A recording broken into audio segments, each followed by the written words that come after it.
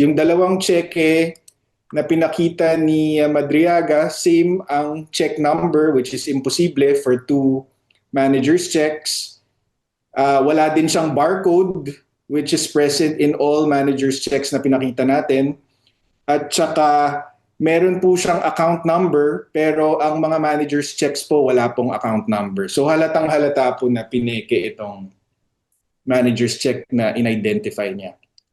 I-share ko lang sa inyo yung some highlights of the second perjury complaint, kung paano namin napatunayan na nagsisinungaling si Ramel Madriaga. So ito yung sabi ni Madriaga, asset siya ni former Congressman Roy Logoles, and that Congressman Goles decided to support uh, the candidacy of then Mayor Rodrigo Duterte for the presidency in 2016.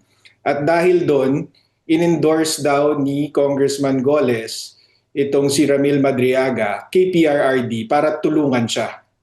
Okay? At ang meeting place nila is sa Taal Street residence daw ni Mayor Duterte at the time. So the issue there is si Roy Logoles never supported PRRD's presidential campaign. He openly supported and was a staunch ally of then Senator Grace Poe, as you can see. Meron din tayong mga newspaper articles documenting the support of Congressman Roy Logoles kay Senator Grace Poe at that time. And in addition, si Roy Logoles, when he was still alive, of course, he passed away a few years ago. Si Roy Logoles was a known advocate of close ties with the US, and he was highly critical of PRRD's foreign policy at that time. Yung shift away from the US and shift towards China. So we have documentation, public news reports proving that also. We've also inquired with the family and staff of Roy Logoles. Hindi po nila kilala si Ramil Madriaga. And yung meeting na sinasabing nangyari sa Taal Street, imposible po ito kasi although kilala yung Taal Street bilang venue ng pahalipay sa Taal, itong annual gift-giving Christmas tradition ng mga Duterte sa Davao City, hindi siya actually pagmamayari ng mga Duterte. Yung Taal Street residence kasi is property ng for PRRD na si Miss Elizabeth Zimmerman. So ang nakatira doon mula pa ng 2009 is mga kamag-anak ni Miss Elizabeth Zimmerman. So imposible po yung sinasabi niyang doon pa nakipag-meeting kay Madriaga at saka kay Congressman Goles. So next, kung matatandaan niyo, sabi din ni Madriaga, he served as a dummy for large amounts of money through multiple bank accounts, and one of the details he provided is that he distinctly remembers picking up on 3 separate occasions 100 million each from a bank inside a mall in Lubao, Pampanga. The problem with that is there's absolutely no malls in Lubao, Pampanga, and we have a certification from that effect from the mayor of Lubao, Pampanga herself, Esmeralda G. Pineda. Ang sabi niya, there is no shopping mall or similar establishment that is existing or has ever existed in Lubao, Pampanga. And therefore, there are no banks inside malls in Lubao, Pampanga. Okay, and then next, sinabi din ni Madriaga na in one occasion, si PRRD, the former president, caused the issuance of 2 land bank checks in his name in the amounts of 84 million and 4.8 million pesos to be delivered in a safe house in Eastwood, Quezon City. And hindi natin ito pala. So ito yung itsura nung cheque. In-identify ito ni Ramil Madriaga as Annex A ng supplemental affidavit niya. Ang ginawa namin para pasinungalingan to is kumuha kami ng sarili naming manager's check. Yung nasa taas. Kung kita nyo, sobrang layo ng appearance ng manager's check ni Madriaga sa authentic na manager's check. Yung pangalawang picture naman is manager's check na binili ng City of Manila noong 2020 para i-donate sa Camarines Sur na tinamaan ng bagyo ng mga panahon na yon. Galing ito sa Twitter post ni Mayor Isko Moreno. Tapos itong pangatlong manager's check is also from Isko Moreno. Binili din ito ng City of Manila noong 2020. Tapos itong pang-apat naman is bigay mismo ng Land Bank of the Philippines to the city of Zamboanga in 2018 for financial assistance. So may kita nyo na napakalayo ng appearance nitong manager's check ni Madriaga at saka yung mga authentic na manager's check. Ang summary ng mga pagkakaiba is, and also walang nakalagay sa check ni Madriaga na issued siya ng DHSUD branch ng Land Bank. Wala pong DHSUD ang Land Bank. The only presence of Land Bank in DHSUD is an ATM. Tapos dun sa cheque mismo, misspelled po yung pangalan ng DHSUD. Department of Human Settlement ang nakalagay instead of settlements at wala pong end. Yung settlement and urban development, wala pong end. So kitang-kita na pineke po itong cheque. Tapos dun sa CICS waiver, it's a standard waiver printed on the check itself. Nakalagay Land Bank Corporation. Hindi po yun ang pangalan ng Land Bank, ang corporate name. Ang corporate name po ng Land Bank is Land Bank of the Philippines. At base dun sa mga authentic checks na nakita natin, hindi Land Bank Corporation ang ginagamit niya, kundi Land Bank lang. And then of course, yung dalawang cheque na pinakita ni Madriaga, same ang check number, which is imposible for two manager's checks. Wala din siyang barcode, which is present in all manager's checks na pinakita natin. At saka meron po siyang account number, pero ang mga manager's checks po wala pong account number. So halatang halata po na pineke itong manager's check na in-identify niya.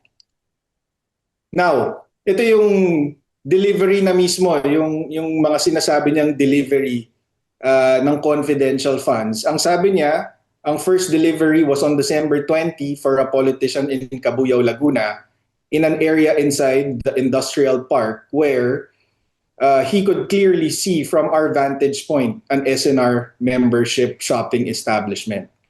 So ang problema dyan is, according to Carrila Corporation, which is the owner and operator of SNR, there is no SNR establishment in Cabuyao, Laguna.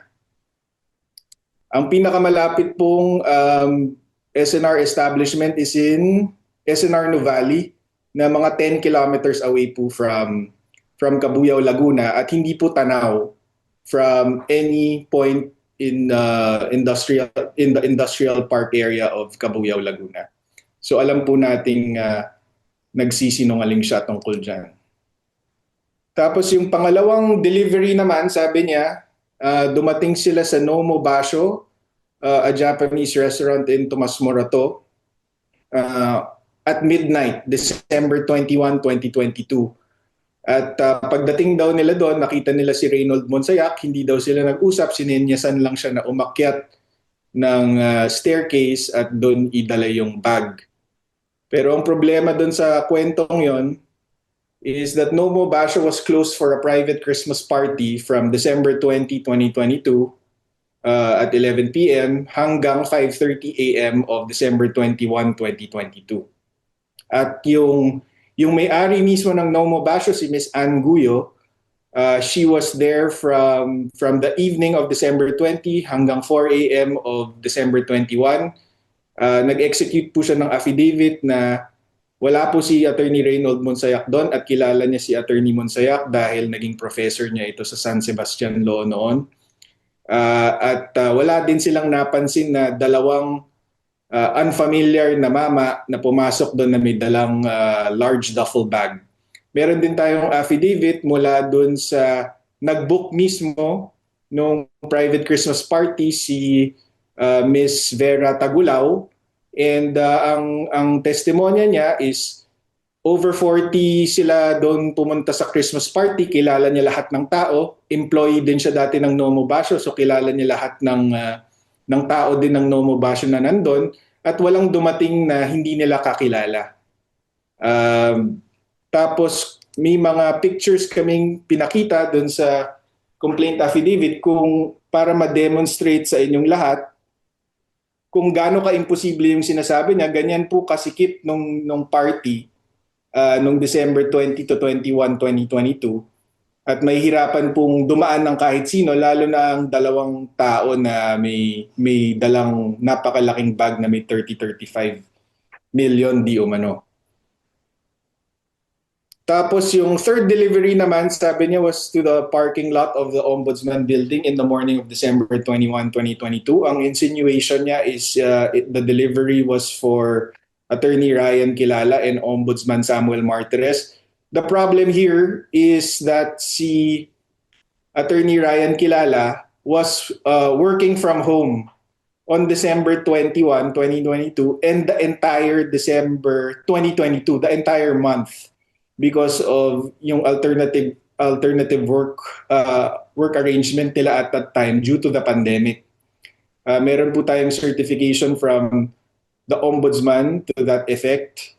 At saka matalik kasi silang magkaibigan ni Attorney ni Ryan Kilala at saka si Madriaga. So ang testimonya ni Ryan Kilala is improbable, imposible ito dahil number one, syempre wala siyang tinanggap mula kay Madriaga, at number two, alam niya kung saan nakatira si Attorney Ryan Kilala, madalas siyang pumupunta doon, so bakit siya magde-deliver sa isang pampublikong lugar kung pwede niyang puntahan lang si Attorney Ryan Kilala sa bahay or makipagkita sa kanya. At si Ombudsman Martires naman, napag-alaman natin na wala pala siya sa bansa noong December 21, 2022. So those are just the highlights of the second perjury complaint. Hindi pa syempre kasama dyan yung painting, diba? Si Tanya Gaisano Lee, the real artist that painted the painting, and yung nagbigay kay VP Sara ng painting, meron siyang certification na siya ang gumawa nun, siya ang nagbigay, at hindi si Madriaga as he claims. So yun po. We filed it last Monday. The update is we will be filing today a motion to consolidate the first perjury complaint and the second perjury complaint dahil syempre related yung mga allegations in the first and second perjury complaint, at higit sa lahat, we are of the opinion, of course, that the second perjury complaint and his Madriaga's statements in the supplemental affidavit actually prove that he perjured in the first perjury complaint dahil nagbigay siya ng detalye sa supplemental affidavit na madali naming na pasinungalingan. So yun po ang gagawin namin today. Ang status ng first perjury complaint submitted for resolution na, pero dahil nga magpa-file kami ng motion to consolidate, baka ang mangyari is paandarin muna tong second perjury complaint bago mag-decide ang OCP Taguig.